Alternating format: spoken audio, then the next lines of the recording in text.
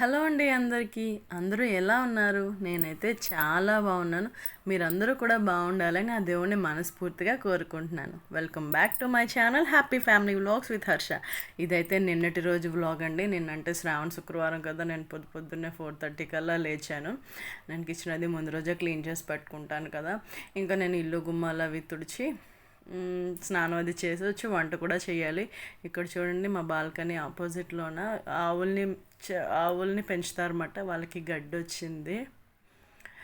So అయితే ఇక్కడ నేను స్నానం అది చేసి వచ్చేసాను. బయట ముగ్గది పెట్టుకొని స్నానం అది చేసి వచ్చేసి ఇక్కడ నేను వంట అయితే స్టార్ట్ చేశాను అనమాట. పులిహార, దద్దోజనం, పరవన్నం చేస్తున్నానండి ఈరోజు దేవుడికి. నేను అదే లంచ్ బాక్స్కి కూడా మేము అదే తినేస్తాము. ఇంకా మళ్ళీ వేరే వంట అంటూ ఏమీ చేయట్లేదు. ఇక్కడ మా హర్ష వాళ్ళు అయితే చదువుకుంటున్నారు. అయితే నేను ఇక్కడ వంటది అయిన తర్వాత నేను మళ్ళీ కొంచెం కాళ్ళు ముఖం అది కడుక్కొని చీర అది మార్చుకొని వచ్చాను అనమాట. అంటే నైటీతో పట్టుకూడదు కదా, సో అందుకని చెప్పి ఇక చీర మార్చుకొని వండినవన్నీ ఒకసారి కలిపేసుకున్నాను అనుకోండి, ఇంకా పూజ చేసుకోవచ్చు, ఇంక పూజ దగ్గరికి వెళ్ళిపోవచ్చు అన్నమాట. ఇక్కడ ఇవన్నీ ఒకసారి కలిపేసి నేనైతే దేవుడి దగ్గరికి వెళ్ళి దేవుడి దగ్గర అన్నీ ఒక్కొక్కటిగా సర్దుకుంటున్నాను అనమాట. ఆల్మోస్ట్ వంట చేస్తున్నప్పుడే కొంచెం కొంచెంగా సర్దుకుంటూ ఉంటాను. ఇంకా కావాల్సినవన్నీ అక్కడ రెడీగా పెట్టేసుకుంటాను అనమాట. ఇంకా 100 సార్లు లెగిసి అది చేయకుండా ఇంకా అలా రెడీగా పెట్టుకొని పూజ అది స్టార్ట్ చేసుకుంటాను అనమాట. ఇక్కడ పూజ అయితే అయిపోయిన తర్వాత నేనైతే గుడికి వెళ్ళి వచ్చానండి. గుడికి ఇక్కడ మోగదారం అమ్మవారి టెంపుల్ ఉంది. సో అమ్మవారి టెంపుల్కి అయితే వెళ్ళి దండం పెట్టుకుని వచ్చాను. ఫోన్ తీసుకెళ్ళడం మర్చిపోయానండి నేను అక్కడికి. సో అందుకే నేను ఏ వీడియో తీయలేకపోయాను.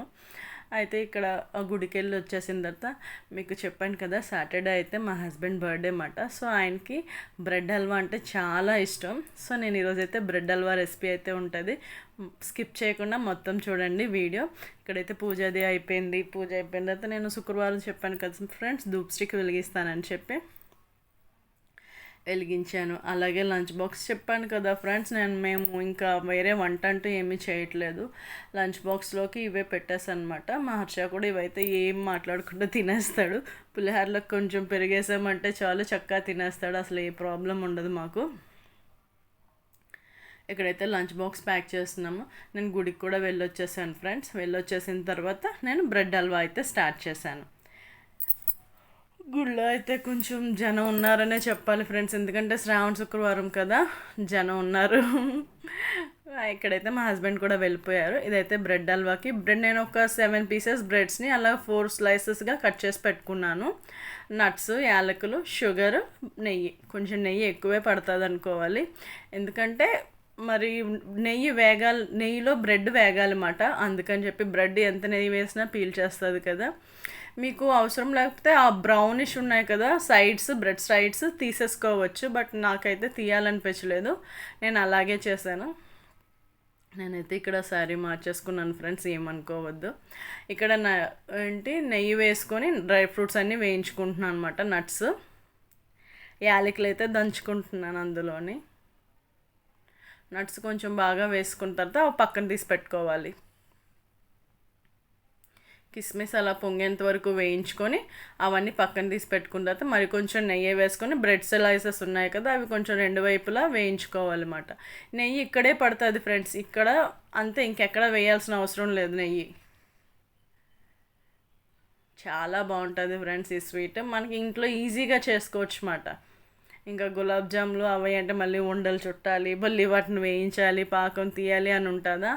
ఇది అసలు ఏం లేదు, సింపుల్గా ఈజీగా అయిపోతుంది. దట్ మా హస్బెండ్ కూడా ఇదంటే చాలా ఇష్టం అన్నమాట. సో అందుకే నేను ఇదే ప్రిఫర్ చేస్తాను అనమాట. మా హర్ష కూడా తింటాడు. సో ఇవి వేయించుకొని పక్కన పెట్టుకున్నాం కదా, మళ్ళీ కొంచెం సేమ్ అంతే నెయ్యి వేసుకొని ఆ రిమైనింగ్ పీసెస్ కూడా వేయించుకోవాలి. ఏం లేదు, వేయించుకుంటే ఏంటంటే బ్రెడ్ ఆల్రెడీ సాఫ్ట్గా ఉంటుంది కదా, మనం షుగర్ సిరప్లో వేసేటప్పుడు ఇంకా సాఫ్ట్ అయిపోకుండా అన్నమాట. ఇది ఇలా వేయించకుండా వేస్తానికి అసలు పేస్ట్ అయిపోతుంది అన్నమాట. అందుకనే నేతిలో వేయించాలి బ్రెడ్ని. ఇక్కడ కొంచెం బాగా వేయించుకున్న తర్వాత షుగర్ 1 కప్ అన్నమాట. నేను ఒక 150 గ్రామ్స్ తీసుకున్నాను అంతే. 150 గ్రామ్స్ తీసుకొని దీనికి పాకం అది ఏం లేదు ఫ్రెండ్స్, షుగర్ మెల్ట్ అయితే చాలు.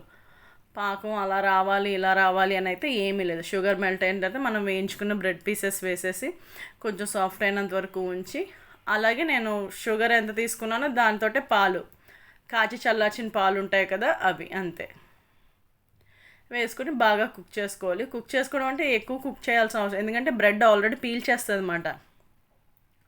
పీల్ చేసినందుకు ఇలా కుక్ అవుతుంది కదా. ఇప్పుడు ఇందులో మనం వేయించుకున్న నట్స్ అలాగే యాలకుల పొడి కూడా వేసేసి కొంచెం బాగా కలుపుకొని దగ్గర పడుతున్నప్పుడు మనం స్టవ్ ఆఫ్ చేసేసుకోవచ్చు. మనకి నెయ్యి రిలీజ్ చేస్తుంది ఫ్రెండ్స్, బ్రెడ్ హల్వా చూడండి ఒకసారి నెయ్యి రిలీజ్ చేస్తుంది, అప్పుడైతే చాలా బాగుంటుంది ఫ్రెండ్స్. ఇక్కడైతే అయిపోయింది, స్టవ్ ఆఫ్ చేసుకుంటున్నాను. నా బ్రెడ్ హల్వా అయితే రెడీ అయిపోయింది. ఈ వ్లాగ్ అయితే నేను ఇక్కడితో ఎండ్ చేస్తున్నాను ఫ్రెండ్స్. రేపు మళ్ళీ సరికొత్త వ్లాగ్తో మేము మిమ్మల్ని కలుస్తాను. Thank you so much for watching my videos. Please like, share and subscribe to my channel happy family vlogs with Harsha. Thank